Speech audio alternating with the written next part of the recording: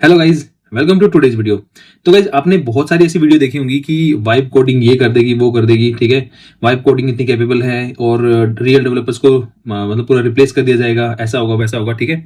मैं आपको vibe coding की रियलिटी बताता हूँ, क्योंकि मैं पिछले एक साल से वाइब कोडिंग यूज कर रहा हूँ, मतलब अलग अलग डिफरेंट प्रोजेक्ट्स में, और मैंने अलग अलग एआई टूल्स भी यूज किए हैं। मतलब वाइब कोडिंग के जो टूल्स अवेलेबल हैं, मैंने काफी सारे डिफरेंट डिफरेंट ट्राई किए हैं, ठीक है।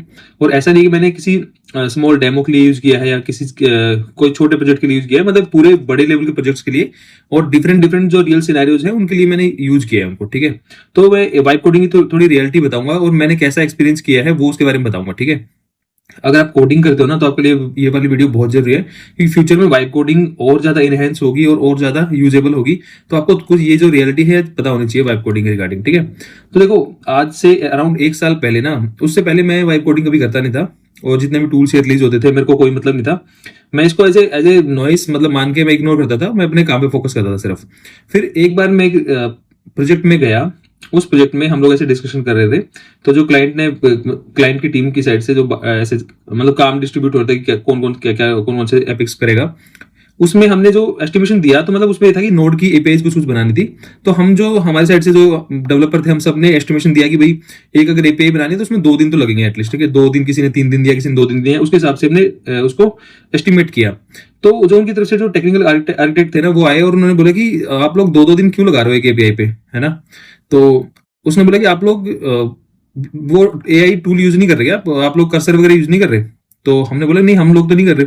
तो बोला कि हम लोग सब इस कंपनी में, इस वाले प्रोजेक्ट में सब लोग कर्सर यूज करते हैं, तो हम आपको भी कर्सर का लाइसेंस दे देंगे, और आप जो ये 2 दिन का आपने टाइमलाइन दिया ना, इसको आप मतलब 2-3 घंटे में खत्म कर दो एक एपीआई को, ठीक है।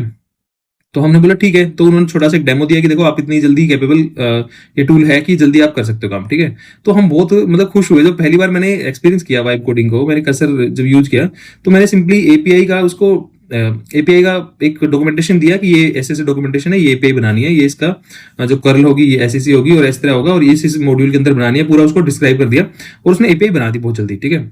तो मतलब मैं बहुत शौक था, और मतलब एक अच्छा भी लग रहा था, और ये भी लग रहा था यार इसने इतनी फास्ट कर दिया तो हम क्या करेंगे अब, ठीक है। तो ऐसा फील होने लगा मेरे को स्टार्टिंग में। मैंने अपने टेलीग्राम ग्रुप पे भी लिखा था यार कि आज मैंने कर्सर से फर्स्ट टाइम मैंने वाइब कोडिंग की, और मतलब एक अलग एक्सपीरियंस था और एक मजा भी आया, और बहुत फास्ट है और बहुत इफेक्टिव है। स्टार्टिंग में ऐसा फील होता है वाइब कोडिंग में, ठीक है।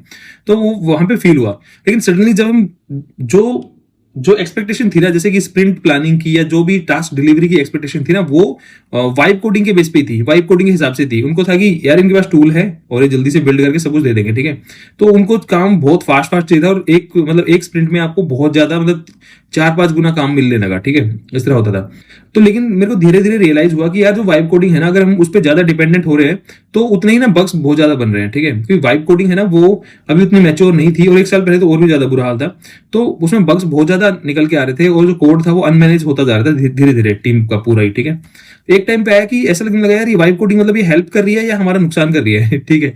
तो वहां तक तो ठीक है, वो तो एक फर्स्ट एक्सपीरियंस था, मैं बताता हूँ आपको। उसके बाद जो सेकंड एक्सपीरियंस था, सेकंड प्रोजेक्ट में मैंने वाइब कोडिंग में मतलब सेकंड जो प्रोजेक्ट था, उन्होंने भी कर्सर दे रखा था। उस कर्सर में भी सेम सीन था कि मतलब तभी लगने लगा कि यार कर्सर ना उतना कैपेबल नहीं है। सेकंड प्रोजेक्ट में आगे पहले में तो ये था कि वो बग्स बहुत क्रिएट कर रहा है, और मतलब ओवरऑल नुकसान हो रहा है मतलब वाइब कोडिंग से हमें, ठीक है, एज ए डेवलपर अगर हम बात करें तो।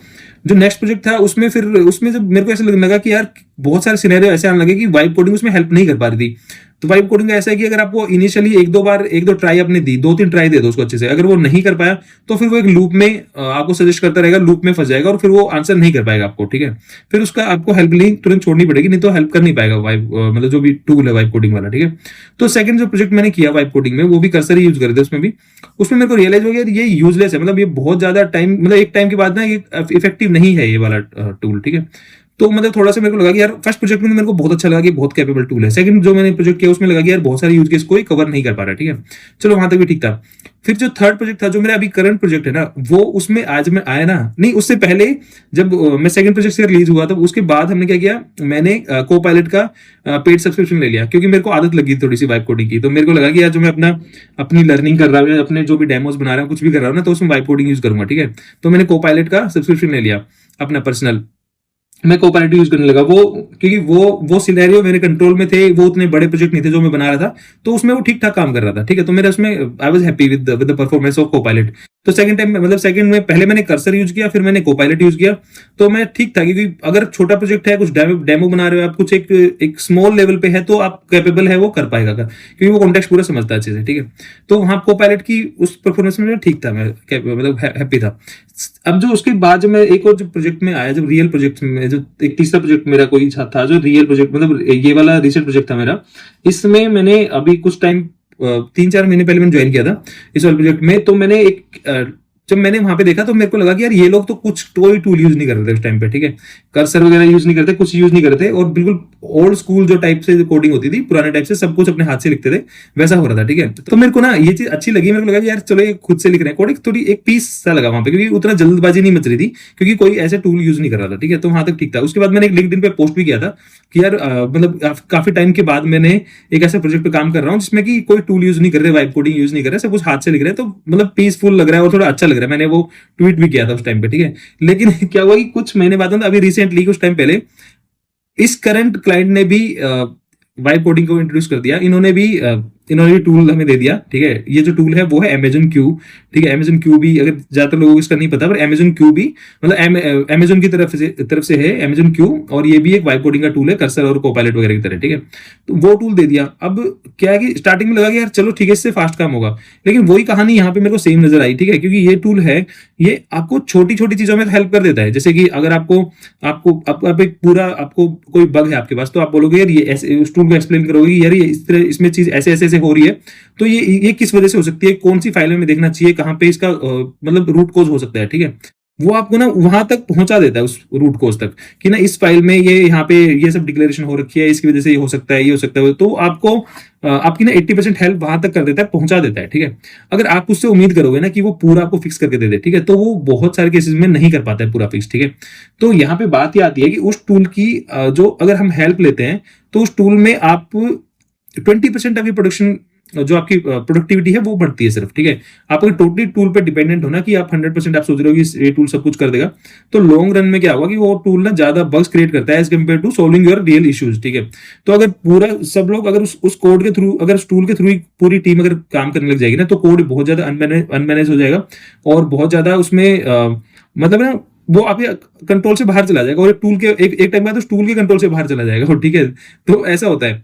तो जो करंट प्रोजेक्ट में ना मैं मेनली इस चीज के लिए यूज करता हूं कि भाई मैंने थोड़ा बहुत कुछ कर लिया, और या फिर अगर कोई फ्रेमवर्क है, कुछ नया आप यूज कर रहे हो, उसकी डॉक्यूमेंटेशन आपको पढ़नी जरूरत नहीं पड़ेगी। आप सीधे ये बोल सकते हो उस टूल को कि भाई इसमें मेरे को डेटा यहाँ से यहाँ फ्लो करना है, तो इस वाले फ्रेमवर्क में कैसे होता है, तो उसको सिंटेक्स सारे याद होते हैं, तो सिंटेक्स में आपकी हेल्प कर देता है, ठीक है। या आपने कोड अपना लिख लिया, उस कोड को रिफैक्टर कर देगा, उस कोड को और ऑप्टिमाइज कर देगा, उस कोड में कहीं लूप होल्स तो नहीं है, वहां पे आपकी हेल्प कर देगा, वो चीज आपकी हेल्प कर देगा आराम से, ठीक है। तो जो वाइब कोडिंग है ना, उसकी कुछ लिमिटेशंस है, तो अगर वो लिमिटेशंस आपके माइंड में है ना, तो ये आपके लिए हेल्पफुल टूल है। अगर लेकिन आप ये मान के चलोगे ना कि आप ये पूरा इस पे सब कुछ डिपेंड कर सकते हो और पूरी आप कोडिंग इससे करवा सकते हो, तो आप एक मुश्किल में फंस सकते हो, क्योंकि वो जो टूल है वो पूरा केपेबल नहीं है। अगर उसने 1-2 बार ट्राई किया और उससे नहीं हुआ ना, फिर वो गारंटी है वो नहीं कर पाएगा, क्योंकि उसकी जो अप्रोच है ना, इसका मतलब वो प्रॉब्लम सोल्व करने की वो सही नहीं जा रही है उस पर्टिकुलर प्रॉब्लम के लिए, और वो फिर आपने ऐसे घूमते रहोगे और वो सोल्यूशन नहीं मिलेगा आपको, ठीक है। ये ऐसा बहुत बार होता है। अभी करंट प्रोजेक्ट में मतलब करंट क्लाइंट ने फिर से हमें ऑफर दिया कि मतलब अमेजन क्यू से कोपायलट पे जाना है, ठीक है। तो कोपायलट पे किसको जाना है, आप मतलब जिसको भी सब्सक्रिप्शन चाहिए, तो कोपायलट भी अवेलेबल है हमारे पास, तो ले सकता है। तो मैं सही बताऊं, किसी ने कोपायलट के लिए रजिस्टर नहीं किया, किसी ने ना कोई इंटरेस्ट दिखाया। जो सारे डेवलपर है ना, अब उनके पास ये है कि अमेजन क्यू जो रखा हुआ है, मान लो वो ही सब लोग पूरा यूज नहीं कर रहे, क्योंकि अब सबको ना समझ में आ गया कि ये चीजें जो फैंसी चीजें थी ना स्टार्टिंग में, ये अच्छी लगती है स्टार्टिंग में, बट लेकिन बाद में लोगों को समझ में आ चुका है कहानी की यार खुद से ही काम करना है, ठीक है।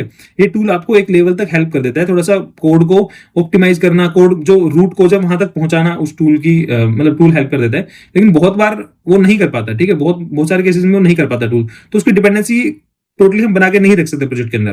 तो देखो मैं आपको क्लियर कट बताता हूँ इसके टेक अवेज क्या है। टेक अवेज पहला तो यह है कि आप पूरा टूल पर डिपेंड नहीं हो सकते, आपको 100% कोडिंग आनी चाहिए।